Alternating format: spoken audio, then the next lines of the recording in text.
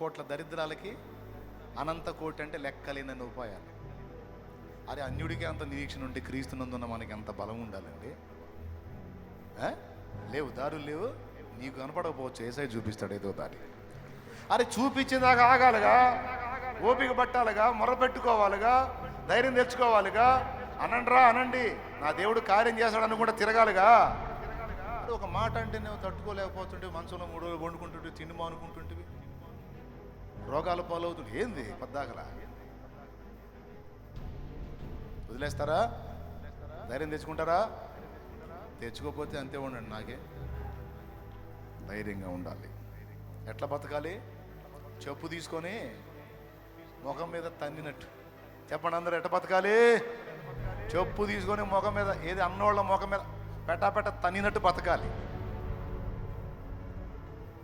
నువ్వు దిగులు పడి ఏడ్చే కొద్ది అంటా ఉంటారు అనేనోళ్ళు. వాళ్ళ ముందు తల ఎత్తుకొని ధైర్యంగా దేవుని బట్టి మయం పరిస్థితి నిలబడా అన్నోళ్ళు మూత పడకపోతే అప్పుడు అడుగు, అయ్యేనోళ్ళు నిన్ను పొగడకపోతే అప్పుడు అడుగు.